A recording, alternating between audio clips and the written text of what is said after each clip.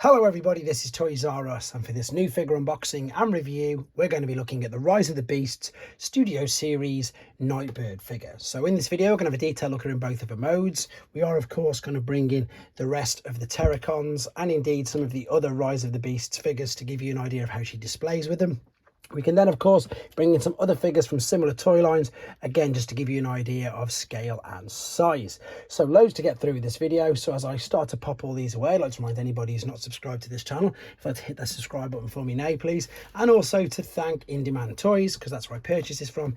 And as you can see, they got her out to me nice, quickly and safely. Now, quickly, straight off the bat, she is mistransformed, but that's because this is what I wanted to show you. So I've just taken her out of the packaging. She obviously comes packaged like this, but that's because all of this is hanging through there. So what you actually need to do to the figure to get her in the correct robot mode before you even start is you need to fold out the toes there on the feet.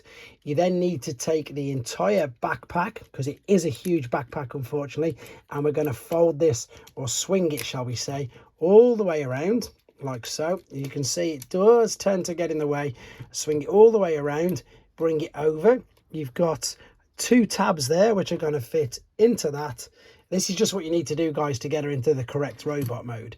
Then we're going to open up the wings, and indeed you can see you've got a tab there and a tab there. So what's best is if you fold this over like so, lift this up, this will then tab into there, and that is how she should look correctly in, oh no, and this as well, just angle up the front. That is how she should look correctly in robot mode. So obviously that's the reason why I wanted to show you that. There's quite, oh no, there's even more. Bring the shoulder pads up. There is a lot for you to do with her if you want to get her in the correct looking robot mode. So let's just bring this down a second and let's have a real detailed look at her then, because to be honest, I'm really impressed with this. I think she looks great. I do think the backpack and all this sort of kibble here is a little bit big, shall we say, but from the front it's not too bad. They've used the kibble in a good way, to be honest. Obviously it looks like a hip skirt. It can be turned around, so it can be used for some dynamic posing, but yes, you can't deny that there is quite a lot of kibble on the back. Unfortunately, I don't have the mainline figure to do a full comparison, so let's start off with looking at the lovely detailed face sculpt. Look at that. You can just about make out underneath that purple that she does have some orange eyes. The translucent purple works so well. These wings at the back you can move, they look great, and the head will look up and down, and it will go round sort of, but it is obviously impeded. But you can see you've got a lot of range of looking up and down.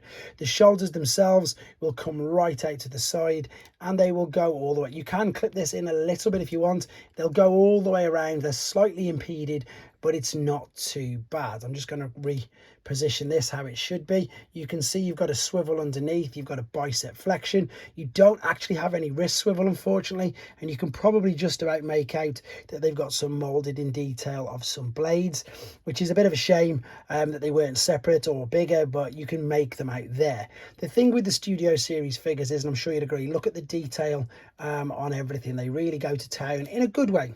You know, you're paying, I suppose, a premium deluxe figure price for these extra paint apps, for these extra mold details, and exactly that. So it's nice to see them. There is a waist.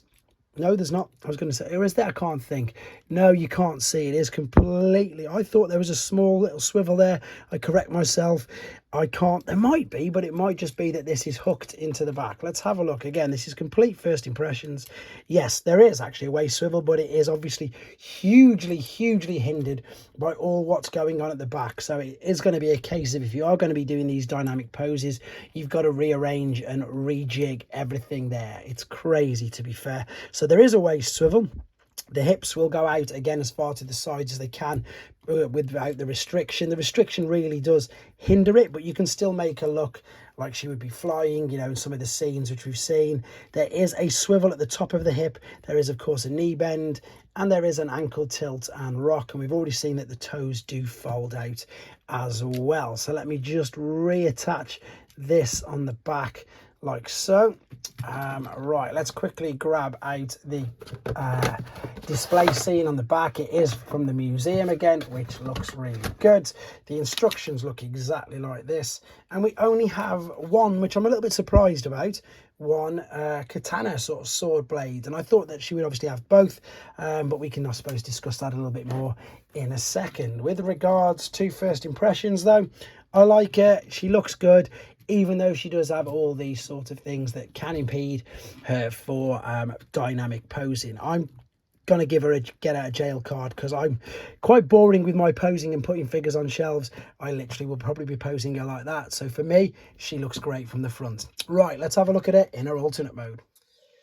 Okay, then we're back, and as you can see, she's already in her alternate mode. Apologies for no transformation process on this video. Couple of reasons. One is to keep the main length of the video down, so I've uploaded a tutorial video for you if you want to see it. And the second is exactly that. If you don't want to see it because it's a brand new figure and you don't want it spoiling for you, you don't have to watch it. So yeah, have a nose at that if you want to see the transformation process, which is fairly simple, to be honest. But look at this alternate mode. It is beautiful. It is, of course, as you can see there, it is a licensed Nissan Skyline, and it looks great. The only one thing that I will say is it is rather small, and you'll see that again in a bit more detail when we do some of the comparisons, and especially with the robot mode. However, the detail for the purple rims are fantastic. We've obviously got the low profile tires there as well, which you can see the black on. This, is it gold? I'm trying to work out if it, maybe it's a rose gold sort of color, but again, it shines, it looks good. It's got the metallic sort of, I suppose, sheen to it, shall we say. We've got the Terracon logo, you can just about make out there right in the front of the grille. There is translucent plastic, but you can't make out too much going on under there. And the spoiler and everything does look really good. Although she's not in her alternate mode, here is a very quick look. There's RC, and she's only core class, and you can see how much, well, I suppose how big RC looks compared to her. And this is obviously Terracon Freezer. I'm going to try and get to stand up.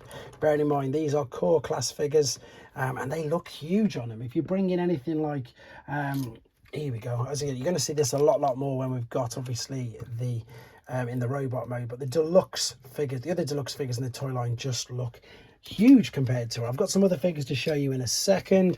I just want to again show you the detail on the front. I mentioned it in the first part, you do pay for that extra bit, you do pay that little bit more for these figures because they are studio series rather than mainline, but they do look lovely. On the underside, we've got a little cutout there and a little cutout there, and we can pop the tab into either side of these to store the sword, like so. So this is again what makes me a little bit like, why have they only put one blade in? So surely, you know, perhaps you could have stored two, rather, well, you can store two, rather than just one each side. But just again to prove that you can put it on either side that you want. Maybe they were going to have two, I don't know, maybe the budget ran out and they couldn't afford to, I'm not too sure. Right, there, as I say, is the alternate mode. Let's bring up some mainline figures just to give you an idea. So there is Deluxe Drag Strip, which is quite a long figure anyhow for Deluxe, but huge compared to this. Here's a smaller Deluxe figure. There is the JP12, which again is about the same size but a bit chunkier. There, of course, is Deluxe Animated Motorbike Pro. But all these figures looking good, and I suppose the main reason why I've got this figure is to display her in robot mode with the rest of the Terracons, which we are going to have a look at right now and do some more comparisons in height and size. Okay then, so we're back for the final time with her in a robot mode. I'm just very quickly, because most people on this channel know I'm not too much of a fan of these, I'm just going to pop her. She just about stands with all that back kibble on the background display. I'm not a big fan of these background displays. As I said, I think it'd be far better if each figure had a different segment, a bit like what the Netflix did with Teletran 1, and then you can build it all together rather than that, because I can't see many people using it, I suppose, for the intended purpose of which they would want it to be.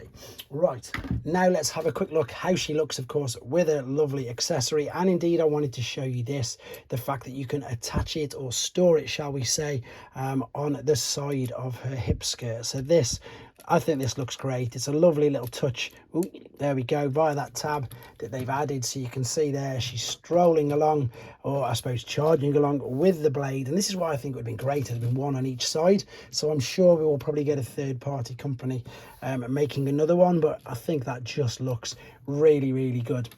And again, it looks so good that you don't even need to put it in her hand. And to be honest, I might even keep mine in there. One thing I do want to add again, it's about these bits at the back. This comes off ever so easy. So just, I suppose, be careful as you're putting it in. But if you're just going to be displaying it, it's not going to be too much of an issue.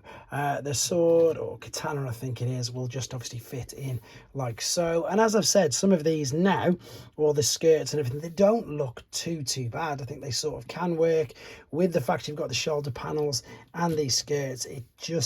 It doesn't make it look as much of a backpack or, you know, loads of kibble, unless you're physically looking at it like that. But if you've got it, you know, even from an angle where you can see the back, that doesn't look too bad because of the wings and everything. I think it looks quite good, to be honest. Right, let's have a quick look at some comparisons then. So I mentioned that she's quite small, and what I've got here is I've just got the Studio Series figures, apart from, look, Bumblebee is just as big as her, so that shows again straight away, I suppose, how sort of small she is. There is RC, I suppose her main nemesis from the movie. I'm going to try, in fact, let's bring in the rest of the Terracons and you'll see just how much bigger these are. These might not even fit in because of how big they are. Let's just stand him up. There we go. There's Battle Trap. I'm going to attempt to put Scourge above like so. So that's huge. I mean, that's a great shot straight away. But because we're going to bring out all the rest of the figures, let's just pop Buzzworthy Optimus Prime. So you're getting an idea. So she is quite a small, well, she's a very small, to be honest, deluxe figure. As I say, she's only about as big as Bumblebee. If I just put just the other Maximals here, and I suppose she pretty much, yeah, I think I remember her battling Cheetor towards the end. I'm going to now just again give you an idea of, I'll bring the Terracons back in a second. I just wanted to give you an idea of, I suppose, other scales of figures if you don't collect these. So let's just do a couple of Generation 1, purely because they're right here. So she's, I don't know, she's smack bang in the middle of them two, isn't she? There we go. Right, here's another female Bart. There is, of course, Strong Arm, and she's not the biggest deluxe, but again, as you can see, she is taller. I've got a core class Grimlock, and a core class Optimus. So yeah, you know, the core classes aren't too far in height wise off her, but as I say, she is deluxe. Right, there's a deluxe, funnily enough, even though that's quite big, Ratchet. And then finally, just before I bring all the Terracons back, just for people who collect third party and have no idea of the size and scales that I'm showing them, there is Dr. Wu, there is New Age, there is Magic Square. So she's as big as I say, sort of a New Age figure. And funnily enough, there is Iron Factory. But all of them are like what's classed as Legends scale sized figures. So let's move these out of the way. And I'm just very quickly, just because I've got them here and I couldn't fit them in shot before, that is mainline Voyager Optimus Primal. And it just shows you how big deluxe, I'm sure she was deluxe, Air Razor. Please correct me if I'm wrong, but I'm sure she was deluxe. She looks absolutely massive.